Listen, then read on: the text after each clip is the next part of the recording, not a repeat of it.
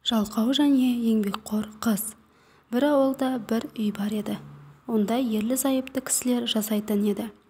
Олардың екеуінің де алдыңғы тұрмысынан бір-бір қыздары болыпты. Әйел өз қызын жақсы көретін, оған ешқандай үй жұмыстарын істетпейтін, тек таза киімдер кигізіп жүреді екен. Қызы сол үшін өте жалқау, күні бойы ештеңе істемей, өзіне тамсанып жата береді екен. Ал өгей қызына күн бермей, тынбай жұмыс істететін еді. Оған өте дөрекі сөйлейтін. «Ол жерде не істеп отырсың? Тұрып үйді тазала», дейді өгей анасы. «Мен таңертең үйді тазалап шықтым, апа», дейді қыз. «Менімен сөз таласпа, айтқанымды істе». Қыз сонда да шаршамайтын, ренжімейтін, бір жұмысты қайта-қайта көніп істей беретін еді.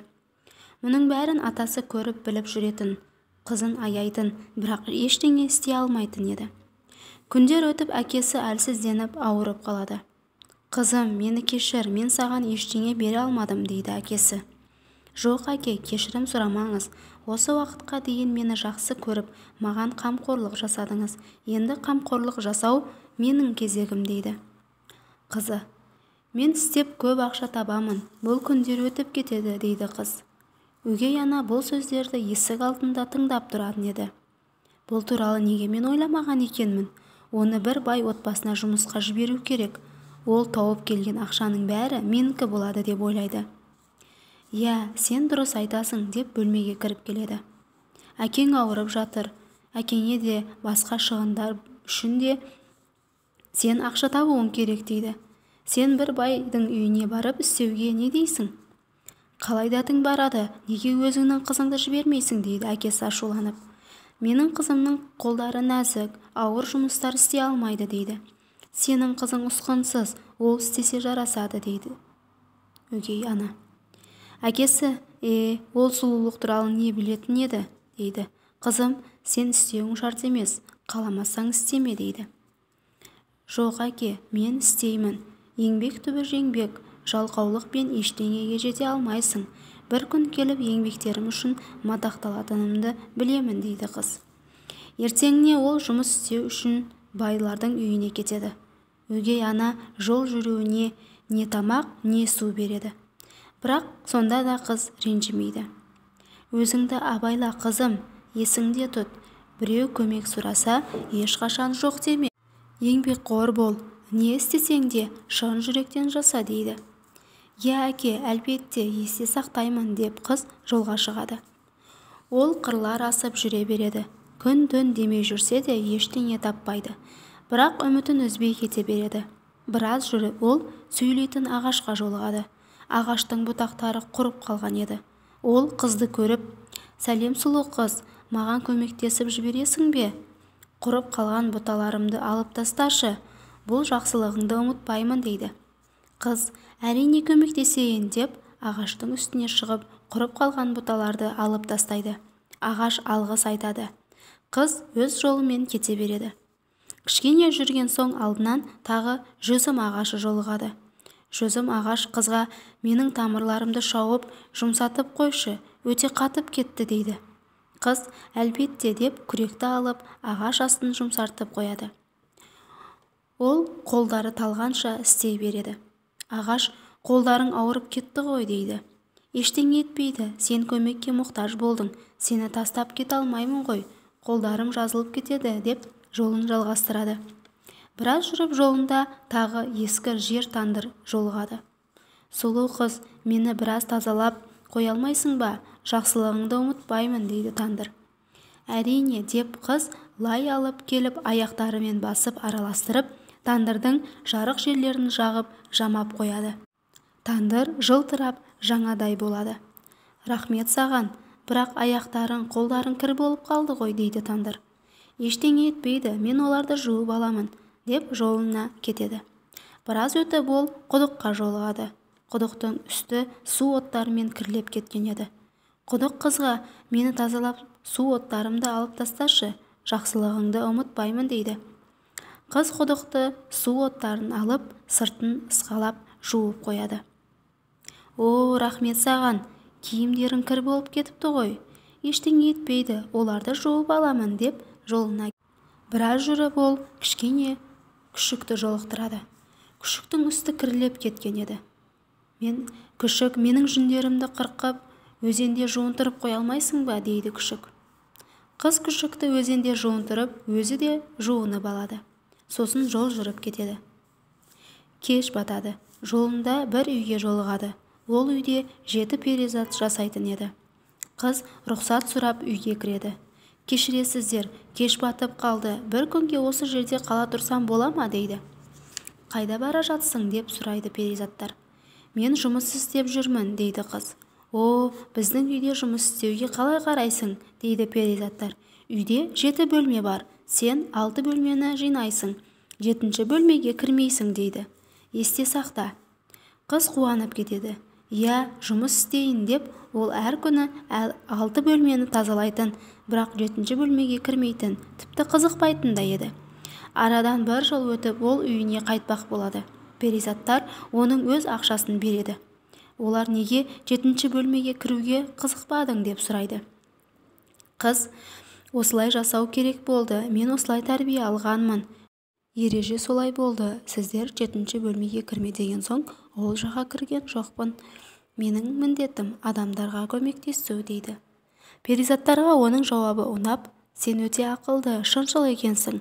Осы адалдығың үшін сені марапаттаймыз, деп қызды 7-ші бөлмеге алып барады. Ол жерде түрлі әшекейлер, алтын күмістер тола еді.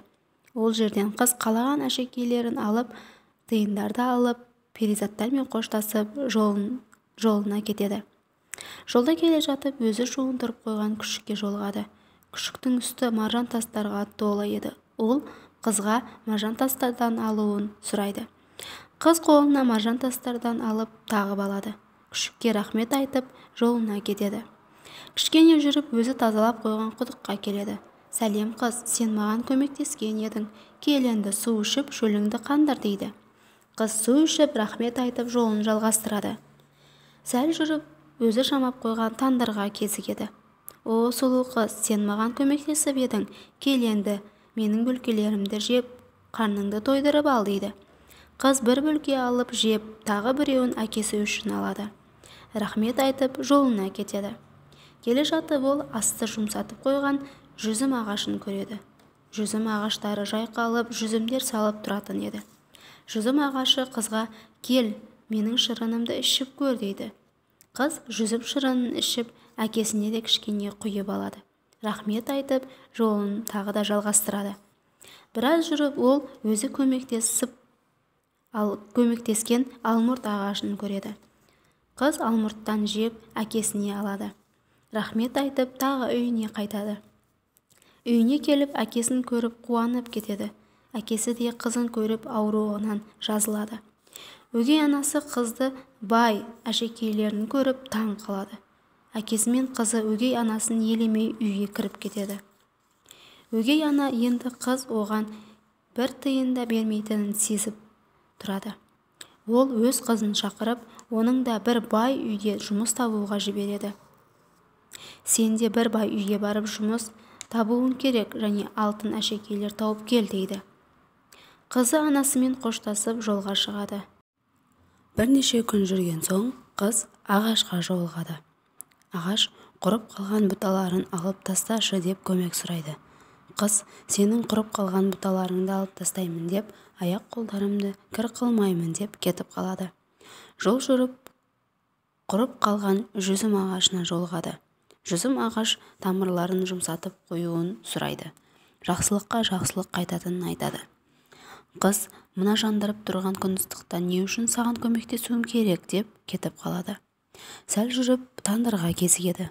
Тандыр одан жарық жерлерін жамап қоюын өтініп сұрайды. Қыз, нәзік аяқ қолдарымды сен үшін кір қылмаймын деп тағы да кетіп қалады. Кішкене жүріп, құдыққа жолығады. Құдық өзін тазалап қоюын сұрайды, және жақсылыққа жақсылық қайтатынын айтады. Қыз, сені тазалаймын деп, үстімді кір қылмаймын деп кетіп қалады. Және келе жатып күшікке жолығады. Күшік те өзін өзенде шомылтырып қоюын сұрайды. Қыз күшіктен қашып кетіп қалады. Кеш батып, қыз 7 перизаттың үйіне келеді. Перизаттардан бір күн үйінде қонып қалуын сұрайды. Перизаттар еңбекқор қыздан сұрағандай бұл қыздан да қайда бара жатқанын сұрайды және осы жерде қалуын, 6 бөлмені тазалап тұруын, 7 бөлмеге ешқашан кірмеуін айтады. Қыз келіседі. Қыз әр күні 6 бөлмені тазалап жүреді. Бірақ 2 күн өтпей-ақ қыз 7 бөлмеде не бар екеніне қызығып ашып көреді. Бөлменің іші қараңғы еді. Іші толы бақа мен араларға толы екен. Аралар шығып қызды талап шағып тастайды. Қыздың барлық жері ісіп, қызарып, айқайлап үйден қашып кетеді. Қашып келе жатып, үсті маржан тасқа толы күшікті көреді. Қыз маржан тастарды алмақ болып күшіктіге барғанда, күшік ұстатпай қашып кетеді. Сәлден кейін көмектеспей кетіп қалған құдықты көреді. Қыз су ішпек болып еңкейгенде су сатысы азайып төмендеп кете береді. Сөйтіп су іше алмай қалады. Кішкене жүріп, жамағысы келмей қойған тандырды көреді. Тандырдан бөлген нан алмақ болғанда, тандыр өзінен от шығарып, қыздың қолын күйдіреді, жолатпайды. Сәл жүріп, жүзім ағашын көреді. Шырын ішпек болғанда, жүзім ағашы да шырын бермей қояды. Сәл жүріп, алмұрт ағашын көреді. Қыз қарны аш алмұрттан алмақ болғанда, ағаш қыздың қолы жетпейтіндей өсіп кетеді. Қыз шөлдеп, қарны аш болып үйге келеді. Үйінде анасы есік алдында күтіп тұратын еді. Қызын алтын тастармен, күмістермен, маржан тастарымды алып келеді деп ойлайды. Бірақ оның қызы керісінше барлық жері көгерген, үсті жаман болып келеді. Көрдің бе, жалқаулық саған ештеңе бермейді. Тек еңбекқор, көңілі таза адам ғана марапатталады, дейді әкесі. Сендерге енді менің үйімде орын жоқ, кетіңдер деп қуып шығады. Әкесі мен қызы өздері бақытты өмір сүреді.